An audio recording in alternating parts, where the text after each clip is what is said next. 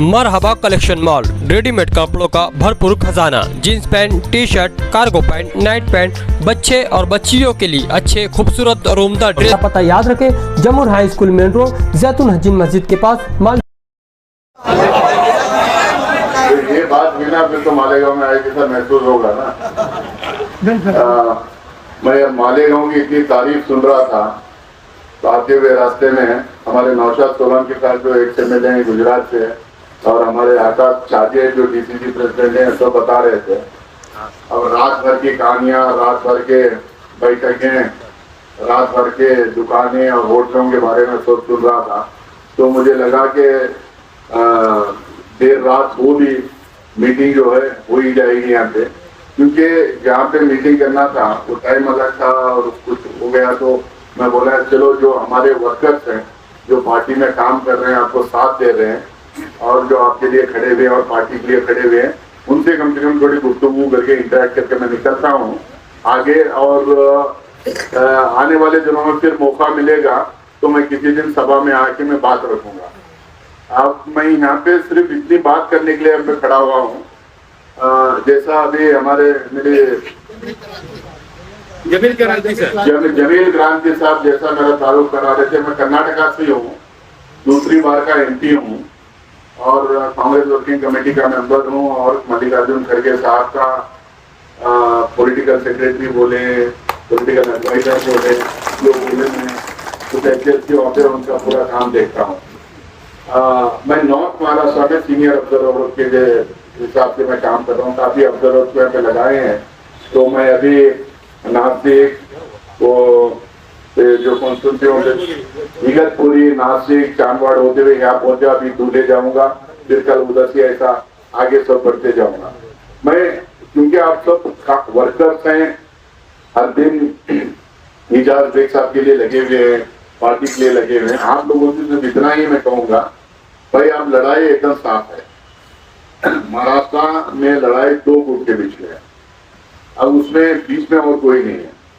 बीच में कोई भी जीत के आने का मतलब है हमारा ओवरऑल जो वोट रहेगा, ओवरऑल जो नंबर बनेगा उसमें वो कहीं बीच में रहेंगे नहीं, हम रहेंगे।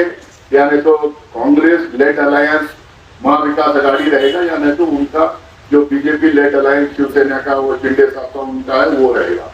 बीच में और कोई टक्कर में नहीं है महाराष्ट्र लेवल पे। तो इसमें हमारे लिए एक एक सीट इंपॉर्टेंट है। अगर हम जीत भी जाए महाराष्ट्र में 288 में 145 चाहिए सरकार बनाने, लेकिन अगर हम 145 पे 140, 44 पे 150 तक भी जाके अटके भी तो भी जो है सरकार बनेगी लेकिन टिकेगी, कमजोर रह जाएगी।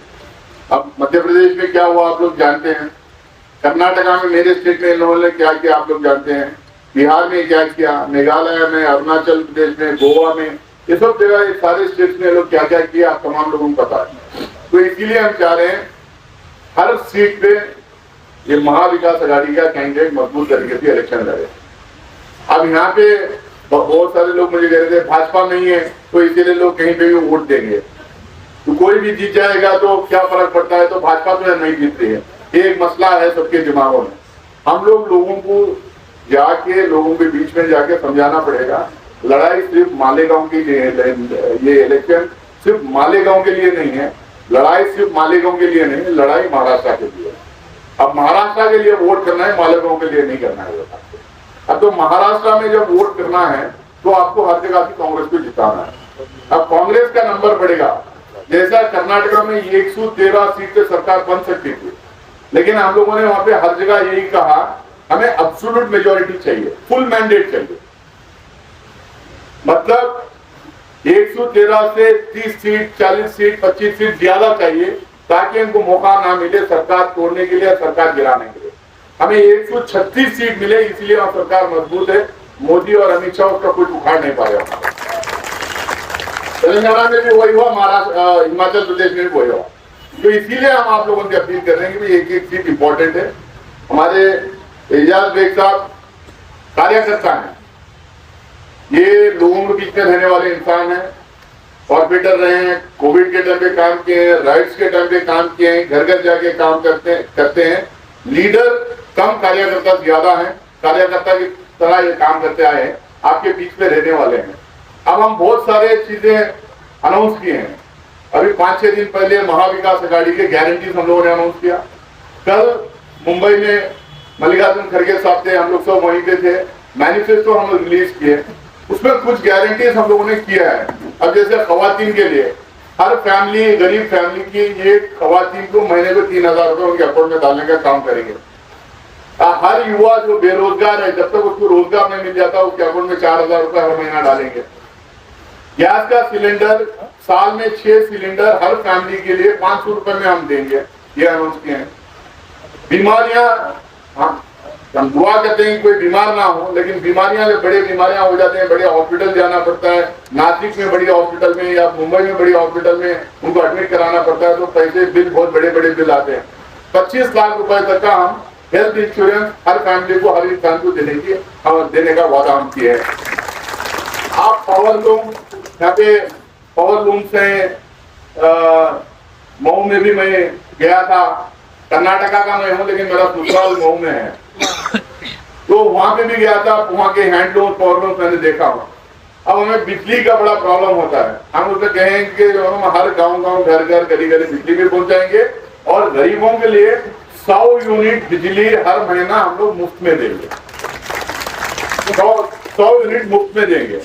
और खवातीन, महिलाएं जो सिटी बस हो, गवर्नमेंट बस हो, कहीं से भी कहीं चले जाए, वो यहाँ से मुंबई जाए, कहीं से कहीं पे जाए, उनको फ्री ट्रैवल, बसों में फ्री ट्रैवल का हम लोग ऐलान किए हैं कि हर महिला को फ्री ट्रैवल हम देंगे।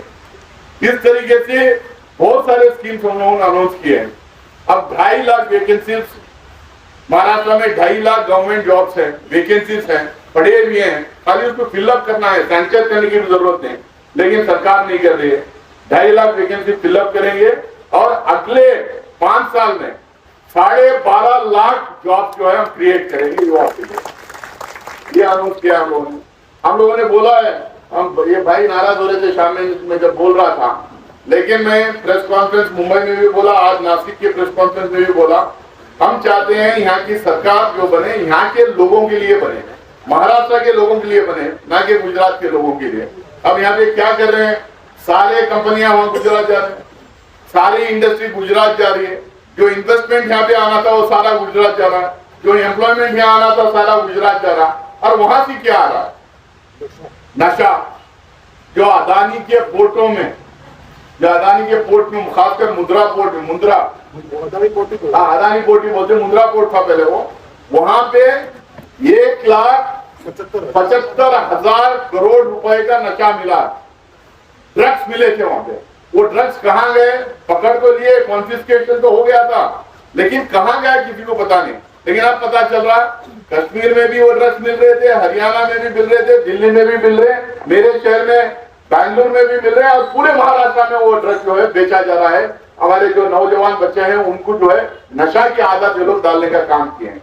तो हम ये कह रहे हैं कि सरकार ऐसी बने जो महाराष्ट्र के लोगों के लिए काम करे, यहाँ कंपनियां लाए, यहाँ इंडस्ट्रीज लेके आए, यहाँ एम्प्लॉयमेंट जनरेट करे, यहाँ पे इन्वेस्टमेंट बाहर से लेके आए, तो महाराष्ट्र के लोगों के लिए, महाराष्ट्र के लोगों के तरक्की के लिए काम करने वाली सरकार बने।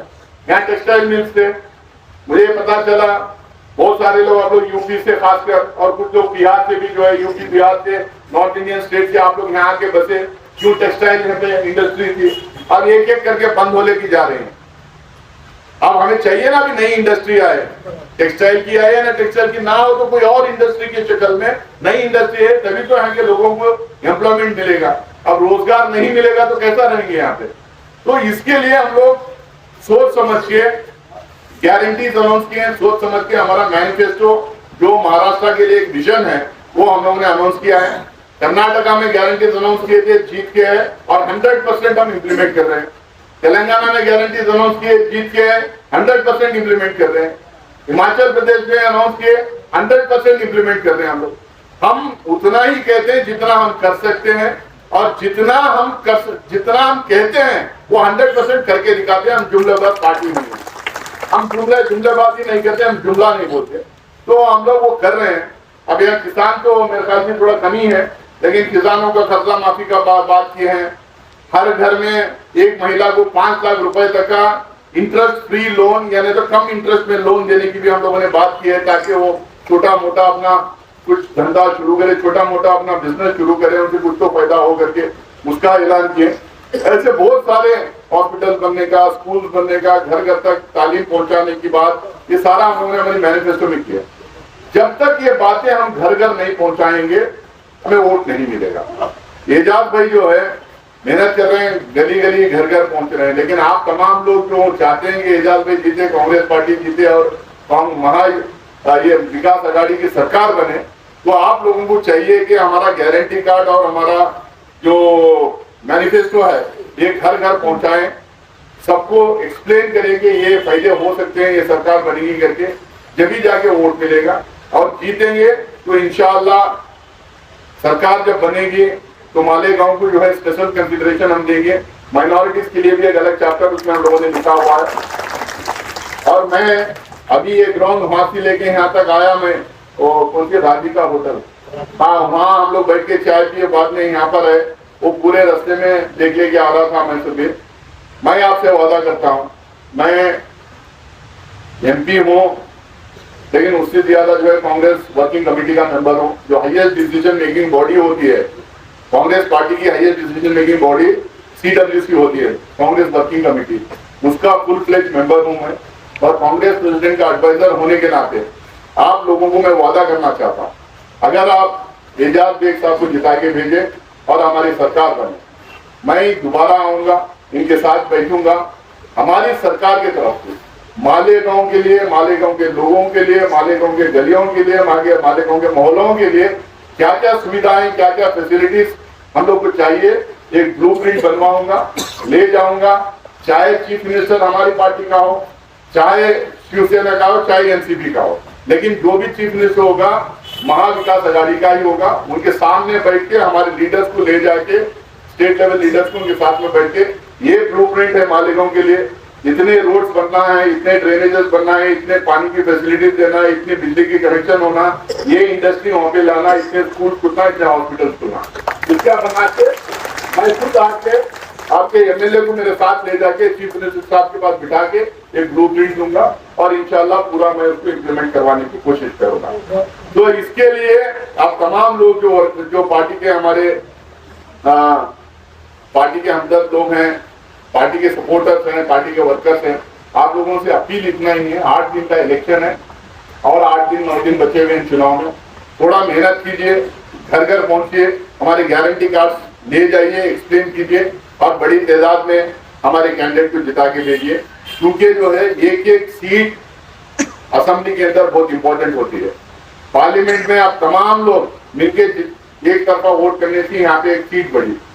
इसी तरह से देश भर में जहां जहां हम लोग अपील किए थे, यूपी में सोचे भी नहीं थे जितने सीट्स आ सकते हैं, अचानक से उतने सीट आ गए तो भारतीय जनता पार्टी को समझ में नहीं आएगा कि वोटिंग कैसा होगी, एक तरफा वोटिंग होगी, कैसा इतने सारे सीट जो हमारा इंडिया अलायंस था जीत के आए, उनको समझ में आज तक समझ में नहीं आ रहा।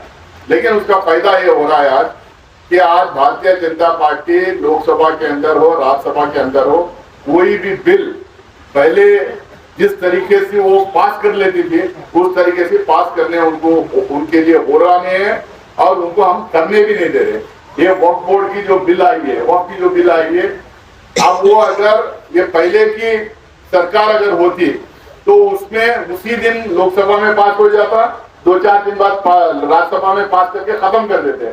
लेकिन हम लोगों ने हंगामा किए क्योंकि हमारे पास 240 एमपी की ताकत थी, कांग्रेस के 100 एमपी की ताकत थी, इंडिया अलायंस के 240 की एमपी की ताकत हमारे हाथ में थी। तो हम लोगों ने हंगामा लोकसभा में किया, तो ज्वाइंट पार्लियामेंट्री कमेटी में उन लोगों को भेजना पड़ा।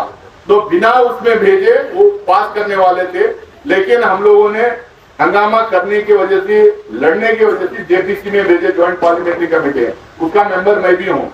राज्यसभा से कांग्रेस का मैं अकेला मेंबर जेपीसी में हूँ। हम लोगों को अब मौका मिला है, उनके वो जितने अमेंडमेंट को लाए थे उस एक एक अमेंडमेंट के खिलाफ बात करने के लिए, तर्क देने के लिए, लॉजिक देने के लिए और लड़ने के लिए एक मौका मिला है जेपीसी में। हम लड़ रहे हैं, हर कदम पे, हर बात पे, हर वर्ड पे वहां पे हम लोग लड़ रहे हैं जेपीसी में।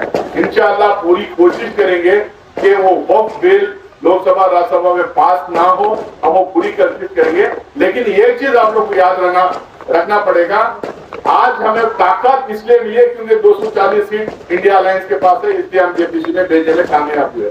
उसी तरह से महाराष्ट्र में एक एक सीट इंपॉर्टेंट है। आप अगर हम लोगों को ताकत देंगे, आपके दोस्त, आपके फैमिली मेंबर्स, आपके बहुत सारे जान पहचान वाले दूसरे कॉन्स्टिट्यूशन में भी रहेंगे, उन सबको बोलिए, उन सबसे गुजारिश कीजिए कि वो एक तरफा वोट करें महाविकास आघाड़ी को, ताकि हमारे ज्यादा से ज्यादा सीट निकल के आए, मजबूत सरकार भी बने और उसके साथ साथ मालेगांव की भी तरक्की हो। इस 3 बातों के साथ मैं अपनी बात खत्म करता हूँ। मैं कोशिश करूंगा फिर किसी सभा में मैं आने की, क्योंकि इधर ही मैं घूमते रहूंगा पूरे नॉर्थ महाराष्ट्र में, जब और विस्तार के और बहुत सारे बातें मैं डिटेल से रखूंगा। अभी 10 बजे के बाद हम लोग को कैंपेनिंग भी नहीं करना चाहिए, लेकिन मैं इसको खत्म कर दे रहा हूँ ये बात को, ताकि जो है और कोई शोर शराबा ना करे। आप तमाम लोगों से फिर से एक बार गुजारिश करते हुए, अपील करते हुए कि एजाज भाई को आप एमएलए जिता के भेजिए। मालेगांव के लिए फोकस तरक्की करवाना मेरी जिम्मेदारी है। बहुत बहुत शुक्रिया आप लोगों का।